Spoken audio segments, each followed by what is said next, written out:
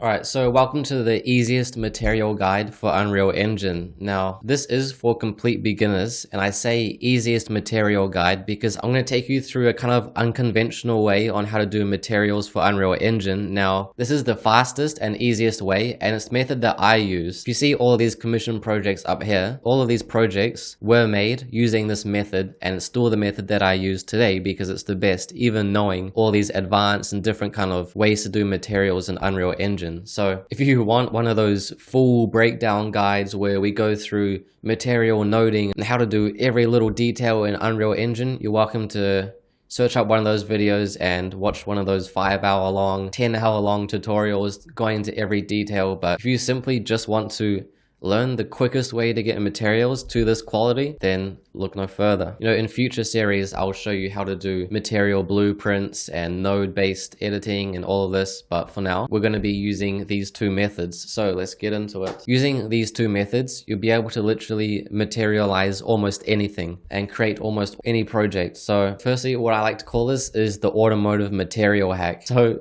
no one will teach you how to do it this way, but what you want to do is go on to the marketplace. And we want to go search products and go to automotive materials. Even if you're not doing an automotive scene, say it's architecture, this is still the best material pack, and I can vouch for this because this sets up a really good base to create any material you want. So it's free. So you go automotive materials, make sure it's by Epic Games, and then you'll need to download it. Now, depending on what engine version you have, just download the latest one, or at the moment, you can see it's not available for 5.3 and 5.4. I'm sure they'll update it soon. So just download this in the latest version. So if it's not available for your version, so say it's only available for 5.1. Now, this is a little bit annoying, but trust me, once we've done this, it is the best way. So if it was only available for 5.1, then just download Unreal Engine 5.1. Then once you've downloaded 5.1, just create a new project in Unreal Engine 5.1, just set it up as any project you like, and go down to your vault and then add it to project. Your project will show up here when it's compatible, and then put it into that project. Then you'll need to open that project once and then close it. Then if we want to bring those materials into a newer version of Unreal Engine, say 5.3 or 5.4, you go into your documents, you go into Unreal projects, and then select the project where you had it in, and then go into content, and there'll be a file called automotive materials. So you just go ahead and press Ctrl C and go out. Then you go into your new project where you say this is a 5.4 project. You open this, go into content, and you just press Ctrl V and paste it in there. And once you've done that, you'll be good to go. So we can go ahead and open our project. Alright, so if you remember from our last video when we just imported our building from Rhino, if you want this exact model, I'll leave a link in the description. I'll make it part of the Architecture Elite if you want to get this model, because it took many hours to make. Go into your content browser. If you go into content, you should see automotive materials within your content. If it doesn't show up for you, write a comment, I'll reply to help you get that sorted. But that method should make it show up in your content browser. So there are two ways to apply materials. First one is the most fun, is the click and drag method. So we'll go ahead and dock our materials. So say we have our building here, and it's like this brushed aluminium look. Change this to lit. What you do is go down to automotive materials here, go into materials, exterior, metal. Essentially, these are all the metals that you would use within architecture, construction, automotive, any kind of level design. These are all really great base materials, and they are easy to edit because they are set up in material instances. Now, materials work in two ways. You have the core material object, which has all these nodes and scripting which sets up the material. Then you have a material instance, which is a child of that parent material, and that's set up in a more user-friendly way that just uses the parameters, and you're able to easily manipulate the material in a user-friendly way. So I'll show you if we double click onto one of these. You have all these parameters that you can easily just change. Like you can change the positioning, the tiling, the size and offsets. And we go into the parent of this material. You can see it's set up with all of these nodes, which I have never touched these before. Of course, I've set up my own material nodes and all this, but if you're a beginner and you just want the fastest way, then you do not need to worry about all this. Other YouTubers will sit here and take you on 5-hour long tutorials and go, let's set the value to 0 and then input. I'm sure you don't want to sit here and watch all of this. So we're going to be using all of these already set up material instances, and you can simply just duplicate it, make a new material to how you want, put it on, and you're good to go. So say here we have the default material from Rhino is still the brushed aluminium, which doesn't look very good. So we can go here, there's a metal anodized. You just click and drag, and now you've applied your material. So that's the quickest way to apply it. You can just click and drag. Or if we want to change, say we imported this from Rhino, right? And all of our walls are under a parent. I've called it inner wall. So we turn the parent off, hide it. All of the walls kind of disappear. Now, the good thing about setting up your materials in Rhino before importing is it makes changing all the materials much easier. So there are 2 ways to do this. I'll show you. The first one, you'll see we have our imported material as object aluminium. If you double click onto this, and there are no parameters or anything like that because it's data smithed directly from Rhino and it's done in a very simple format. Where you see parent, all you have to do is drag and drop from the automotive materials into the parent. And so now all of the aluminium that was set up in this project, it's still the same material instance, but the parent of that is your automotive material. So you can see all of the aluminium now has been set to that automotive aluminium, and it has the reflection and all those parameters set up for it. So that's what I like to do. Say you have all of these brushed steel. You just double click onto this, which opens this up, and we already have a metal brush, so you just drag and drop that onto the parent, and it now changes all of that into the same material.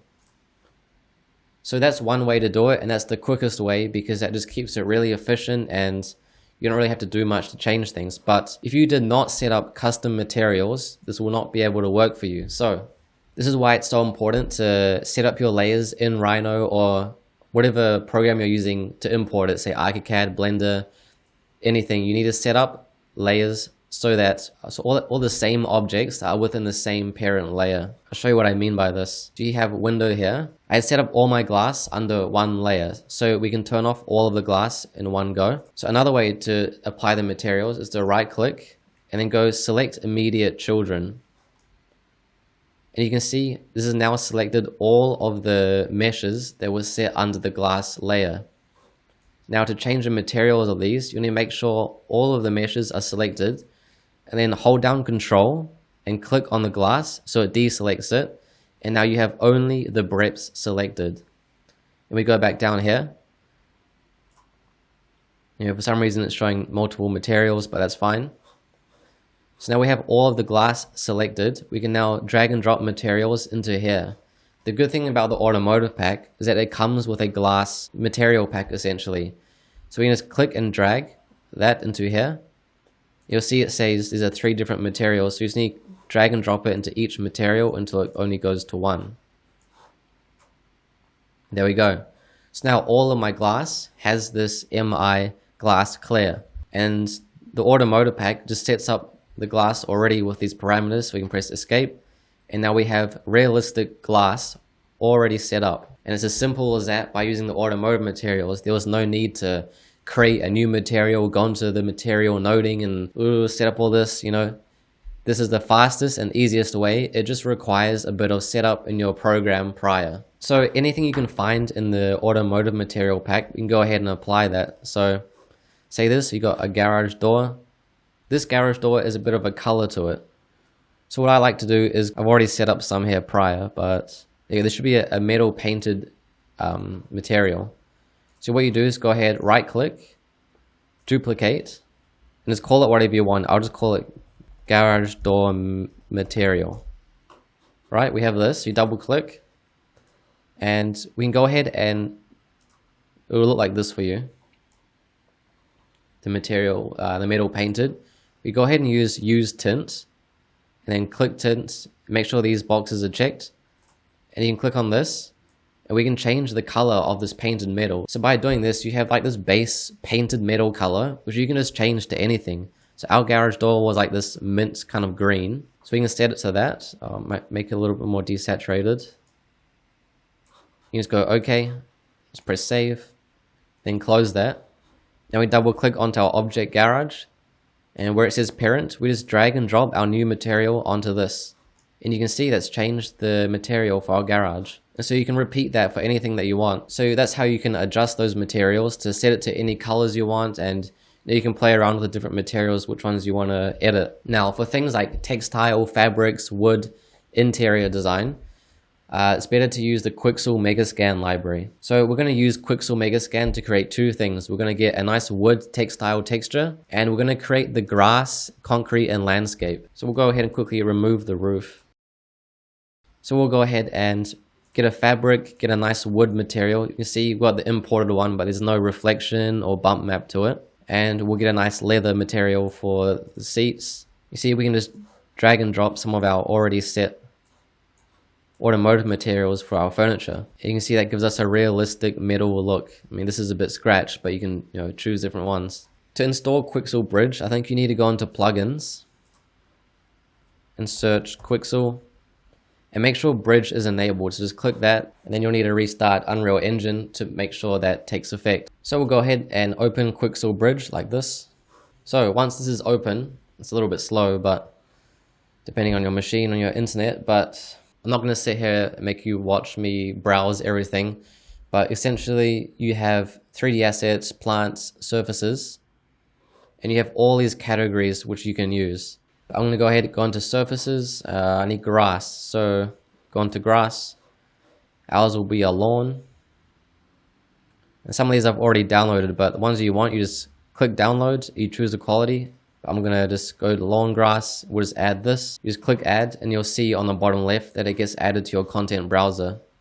Alright, now we need to find a wood texture now, so we'll go surfaces, wood. And we're going to use parquet. And this obviously is all these different types and variations. I'm just going to use this chestnut version and export that. And also concrete. So we'll go up to surfaces, we'll go concrete. I just need a basic one, so we'll go smooth. Export this one, and actually to show you how to use this properly, I'll get something that's a bit more, maybe we'll use brick. Go brick rough. We'll go ahead and download this rough brick. I'll use this to show you how to set up, how to change the offset and size and tiling of your materials, because this will make it really easy to see. And this is the fastest and most efficient way to set up materials in your project. So once that's downloaded, we'll go add. You can go ahead and close this. Alright, I'll show you the initial setup with using this. And a little hack that I use, if you want to do water, we go into automotive materials, go exterior, metal, and you go to mirror. We just drag and drop that onto here, and that will make us, completely still and flat water. I like to just use the mirror. If you want to use an actual water and ocean material, that's a little bit harder to set up. I might do that in a separate video if you want to do actual moving water, because I don't want to take up all of your time teaching you things you don't need. So I'll make a video in the future for that. Right, so once you've downloaded your Quixel materials, they'll show up in the bottom left here under Megascans, surfaces, and we've got our brick wall here. What I like to do is just make a duplicate first. You can call it whatever you want, I usually just leave it unnamed. And then we'll go ahead and drag this onto our wall. So you can see the size already works pretty perfectly. It looks pretty realistic. It's got the bump map set up. But what I do is once you've applied it, open up your material instance, and all of the Quixel Megascan materials will have these parameters already set up for you. So you just click on the tiling and offset, and now you're able to change the position and the size of it by simply dragging and moving these. So you can see that changing tiling X stretches it in or out, reset it back to 1. Tiling Y stretches it up or down if you want to make it bigger or smaller. Put that back to 1. If you want to change the position of it, you can go offset X and Y. So you can see it works like kind of a scroller. You can scroll it up and down, and it repositions your material. So you can also rotate it as well if you want to change direction of your tiles. I think 0.25 5 is vertical, or just set it back to 1. And so now we'll set up our grass. It's good to set up your landscape prior. The next video of this will be a full landscape guide and tutorial, but I'm just showing you how to set up textures now. You can see our grass is already a pretty good size, but if you need to change the size, remember you can always make a duplicate first. You can just change the tiling, which will stretch your grass either in or out. You can see it's starting, kind of see the tiling of it, so you can always stretch it out and make it a bit bigger. But then be careful it doesn't look too big, because then you'll lose resolution. So it really requires you on each scene to kind of set this up with the tiling X and Y. And then we had our wooden floor material. You can drag and drop that in. So you can see we now have a more reflective bump map wood look. You can do the same with the furniture, but I want to keep this tutorial quick for you so you can understand that. So there you go. That's the quickest and easiest way to set up materials in your project. It just requires a little bit of setup, but once you've got that setup nailed down, it makes your process way easier and way quicker. So in the next video is going to be a full landscape, foliage, and vegetation guide and how to set up realistic grass, trees, greenery, wind, animation, everything. We're going to get that set up in the next video. So if this was helpful to you, you can go ahead, if you'd like, to subscribe as to see the future videos of this. We're going to be creating this amazing Unreal Engine scene. You'll be able to make something of the same quality for your own project. So thank you for watching, and I'll see you in the next video.